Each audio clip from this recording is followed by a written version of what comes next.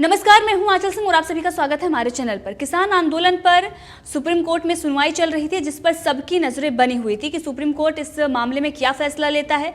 Supreme court ने यह कहा है कि प्रदर्शन करना किसानों का हक है, लेकिन आप शहर बंद नहीं कर सकते। यही शाहीन बाग पर भी सुप्रीम कोर्ट का फैसला आया था। उन्होंने कहा था आप किसी का रास्ता रोक नहीं सकते। एक बार फिर से सुप्रीम कोर्ट ने यही कहा है, क्योंकि यहाँ पर जिस तरीके की स्थिति बनी हुई है, सुप्रीम कोर्ट भी ये समझ रहा है कि जो कानून है उस पर किस तरीके की पॉलिटिक्स हो रही है, लेकिन कानूनों के तहत जो कानून है उस पर फैसला लेना पड़ता है। और यही सुप्रीम कोर्ट ने भी कहा है। सुप्रीम कोर्ट ने यह कहा है कि आपका पूरा हक है, आप विरोध प्रदर्शन कर सकते हैं। लोकतंत्र में आप कहीं भी जाकर सरकार के खिलाफ प्रदर्शन कर सकते हैं, लेकिन आप किसी का रास्ता नहीं रोक सकते, आप किसी प्रकार की हिंसा को अंजाम नहीं दे सकते। लेकिन इससे पहले हमने देखा जिस तरीके के विरोध प्रदर्शन में नारे लग रहे थे, जिस तरीके से वहां पर तस्वीरें लगाई गई थी, इसके साथ ही कांग्रेस के जो नेता कार्यकर्ता हैं जगह जगह पर भारत बंद के दिन टायर जला रहे थे, जिस तरीके से उत्पात उनके तरफ से मचाया जा रहा था, इससे ये साफ हो गया था कि ये शांतिपूर्ण प्रदर्शन नहीं है। अब यहाँ पर भी जो लोग बैठे हुए हैं वो किस तरीके से वहाँ पर नारे लगा रहे हैं, क्या चीज़ें वहाँ पर की जा रही हैं, वो सारी तस्वीरें सिंघू बॉर्डर से बाहर आ रही हैं। अब इस पर सुप्रीम कोर्ट के मुख्य न्यायाधीश एस बोबड़े ने सुनवाई के दौरान ये कहा है कि हम आपको, यानी कि किसानों के बारे में उन्होंने कहा है कि प्रदर्शन से नहीं रोक रहे हैं, प्रदर्शन करिए, लेकिन प्रदर्शन का एक मकसद होता है। आप सिर्फ धरना पर नहीं बैठ सकते, बातचीत भी करनी चाहिए और बातचीत के लिए आगे आना चाहिए। मुख्य न्यायाधीश ने कहा है कि हमें भी किसानों से हमदर्दी है, हम केवल ये चाहते हैं कि कोई सर्वमान्य समाधान निकले। उनका भी यही कहना है कि सिर्फ धरना देने से कुछ नहीं होता, आप सिर्फ बैठे रहेंगे तो इससे कोई भी निर्णय नहीं निकलेगा, आपको बातचीत करनी चाहिए। और इससे पहले जिस तरीके से सरकार से बातचीत चल रही थी, प्रस्ताव सरकार की तरफ से भेजा गया था लेकिन उसे ठुकरा दिया गया, तो मकसद क्या है वो किसानों को भी नहीं पता जो वहाँ पर बैठे हुए हैं। भ्रमित किसान है, इसके साथ ही कांग्रेस है, उसको सत्ता हथियाना है और इसीलिए किसान आंदोलन को बढ़ावा दिया जा रहा है। अब इसी के साथ जो सुप्रीम कोर्ट ने कहा है कि आपका कोई मकसद होना चाहिए, प्रदर्शन का एक मकसद होना चाहिए, लेकिन इनका क्या मकसद है वो साफ दिखाई दे रहा है। मकसद बिल का विरोध करना नहीं है, मकसद है प्रधानमंत्री नरेंद्र मोदी और गृह मंत्री अमित शाह का विरोध करना।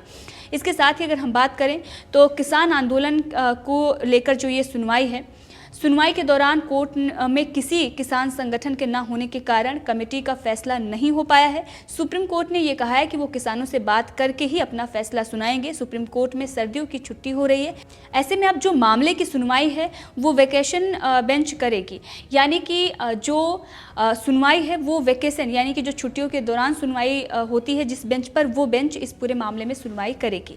इसके साथ ही अगर हम बात करें तो हरीश साल्वे ने जिस तरीके से वहाँ पर दलीलें दी, उन्होंने कहा कि प्रदर्शन के कारण ट्रांसपोर्ट पर बड़ा असर पड़ रहा है और इस कारण सामान के दाम बढ़ रहे हैं। अगर सड़कें बंद रही तो दिल्ली वालों को काफी दिक्कत होगी। के साथ उन्होंने ये भी बताया कि प्रदर्शन के अधिकार का मतलब ये नहीं कि आप किसी शहर को बंद कर दें।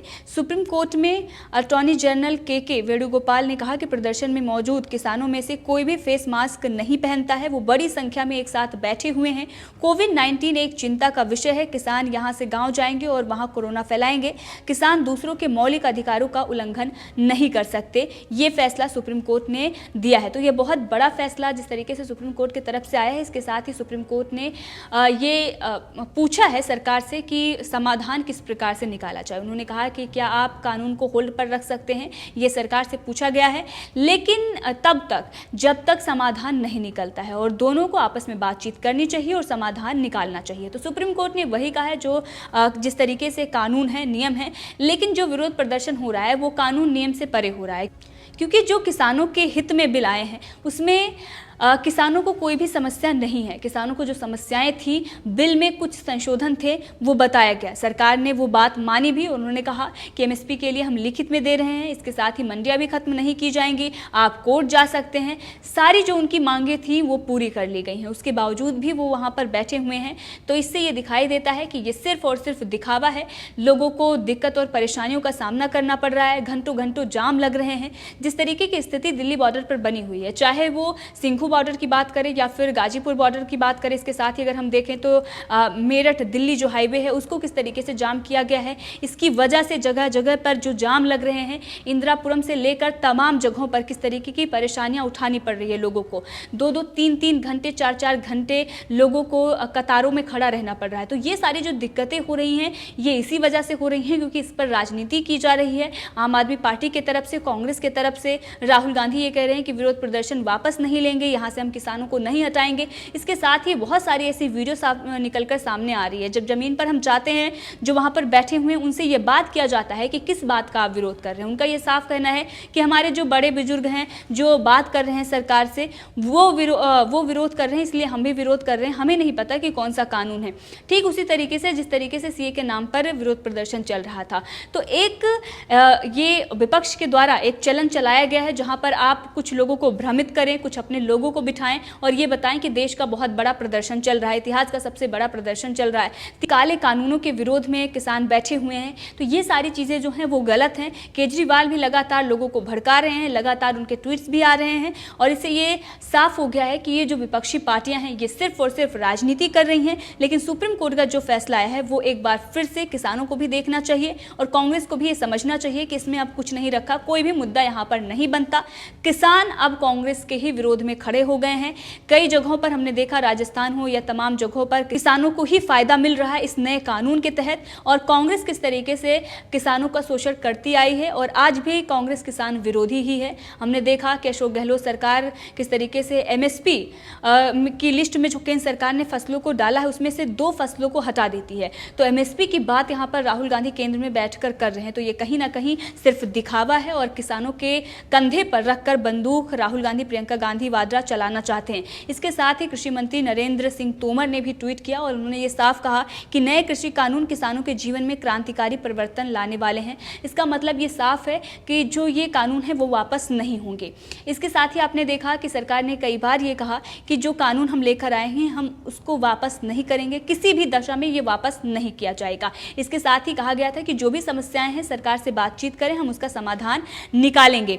इसके साथ ही अभी अगर हम बात करें तो हाल ही ये खबर आ रही है कि बीजेपी मुख्यालय में इस बात को लेकर मीटिंग चल रही थी और इसका समाधान निकालने की कोशिश की जा रही है कि किस प्रकार से लोगों को वहां से हटाया जाए और उनको जागरूक करने के लिए लगातार सरकार कोशिश कर रही है। लगातार सरकार ये बता रही है कि कानून क्या है और किस प्रकार से लोगों को इससे फायदा होने वाला है। जब प्रधानमंत्री नरेंद्र मोदी गुजरात पहुंचते हैं वहां भी वो एक उदाहरण देकर समझाते हैं लोगों को कि अगर कोई भी आपसे, जिस तरीके से वहां पर डेयरी उत्पादन की बात कर रहे थे, उन्होंने बताया कि अगर कोई भी यहाँ पर आता है, आपसे कॉन्ट्रैक्ट करता है दूध के लिए, तो क्या आपकी भैंसें खुलकर ले जाता है या आपकी ज़मीन हड़प लेता है। यही उनकी तरफ से कहा गया है कॉन्ट्रैक्ट फार्मिंग को लेकर। और इसके साथ ही अगर हम बात करें तो पंजाब में बहुत सालों से ये चल रहा है और बाकी कई राज्यों में कॉन्ट्रैक्ट फार्मिंग हो रही है, लेकिन इस पर विपक्ष किस तरीके से लोगों को भ्रमित कर रहा है। इसके साथ ही जो बीजेपी मुख्यालय पे महत्वपूर्ण जो बैठक चल रही थी उसमें बीजेपी महासचिव, गृह मंत्री अमित शाह, नरेंद्र सिंह तोमर, कृषि मंत्री पीयूष गोयल किसान आंदोलन पर चर्चा कर रहे थे और इसमें क्या किस तरीके से समाधान निकाला जाए इसी पर बातचीत हो रही थी। इसके साथ ही अगर हम बात करें तो रविशंकर प्रसाद का भी इस पर बड़ा बयान आया है और बिहार के समस्तीपुर के किसान ओम प्रकाश यादव के फसल की 10 गुना कीमत उनको मिली है ये नए कानूनों के तहत। और इसके साथ ही कई ऐसे किसान हैं जिनको नए कानूनों से लाभ हुआ है।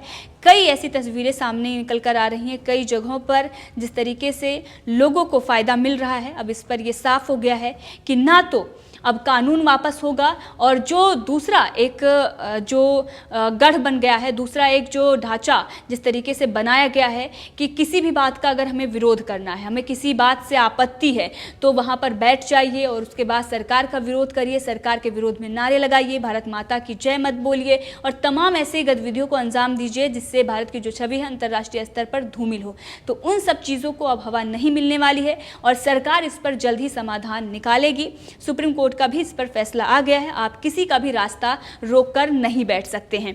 इसके साथ ही अगर हम बात करें तो केजरीवाल जो लगातार इस तरीके से चीज़ें करते आए हैं, लगातार लोगों को भ्रमित करते आए हैं, अब केजरीवाल और इसके साथ ही कैप्टन अमरिंदर सिंह के बीच में एक रेस चल रही है कि कौन पंजाब की सियासत पर जल्दी पहुंचता है और पंजाब की जो सियासत है वो उस पर किस तरीके से कब्जा पाया जा सकता है। अब केजरीवाल दूसरी तरफ वहां जाते हैं, सिंघू बॉर्डर पर लोगों से बातचीत करते हैं और बातचीत कम भ्रमित ज़्यादा करते हैं। उनके नेता मंत्री भी इस तरीके के ट्वीट करते हैं, लोगों को बरगलाते हैं, लोगों को भ्रमित करते हैं। कांग्रेस तो बहुत दिनों से ऐसा ही काम कर रही है। केजरीवाल दिल्ली में जिस तरीके से इनकी व्यवस्था, जो इन्होंने बड़े बड़े वादे किए थे वो तो इन्होंने कुछ किया नहीं है। मोहल्ला क्लिनिक की जो पोल इनकी खुली है वो साफ नजर आ रही है। ये बड़े बड़े जो वादे कर रहे थे लेकिन इनका मोहल्ला क्लिनिक है वो पूरी तरीके से फेल हुआ है। कोरोना वायरस की महामारी के बीच हमने देखा कि केजरीवाल जो मेडिकल फैसिलिटीज़ की बात कर रहे थे, जो सुविधाओं की बात उनके तरफ से की जा रही थी वो पूरी तरीके से फेल हो चुकी है। इसके साथ ही तमाम दावे उनके तरफ से किए जा रहे थे कि वो दिल्ली को किस तरीके से जो अमेरिका में और जो विदेशों में जिस तरीके की सड़कें हैं वही बना देंगे। लेकिन आज अगर आप दिल्ली में निकल जाइए, गंदगी का अंबार लगा हुआ है, सड़कें टूटी फूटी हैं और वो किसानों के हित में बात कर रहे हैं और ये कह रहे हैं कि पंजाब में जब उनकी सरकार आएगी तो लोगों को वो राहत देंगे और किसानों को किस तरीके से फायदा मिलेगा। दूसरी तरफ उत्तर प्रदेश भी जाने की वो बात कर रहे हैं। तो उनकी सियासत क्या है ये साफ नजर आती है कि दिल्ली के बाहर किस तरीके से उनको करारी हार मिलती है। बाकी अगर यहाँ पर बात करें तो आम आदमी पार्टी और इसके साथ ही कुछ वामपंथी, कांग्रेस और यहाँ पर जो खालिस्तानी बैठे हैं उन सब की जो सियासत है अब खत्म होने वाली है। और सुप्रीम कोर्ट का जो फैसला आया है और जिस तरीके से कृषि मंत्री ने ये कहा है कि क्रांतिकारी परिवर्तन लाएंगे और लगातार हमने देखा कि लगातार लोगों के जो बयान आ रहे हैं, जिस तरीके से लोग अपने जो अनुभव हैं वो साझा कर रहे हैं कि ये जो 3 कानून आया है इससे फ़ायदा मिल रहा है और इससे पहले हमने बहुत नुकसान झेला है लेकिन अब हम नहीं झेलेंगे। और इसीलिए एक वर्ग खड़ा हो गया है किसानों का ही, और वो ये कह रहा है कि अगर कृषि जो कानून आए हैं वो वापस होते हैं तो हम विरोध प्रदर्शन पूरे देश में करेंगे। अब इस पूरे मामले में आपका क्या कहना है कमेंट करके ज़रूर बताएं। इसी के साथ अगर आपने अभी तक चैनल को सब्सक्राइब नहीं किया है तो कर लें ताकि हर अपडेट आप तक पहुँचती रहे। धन्यवाद।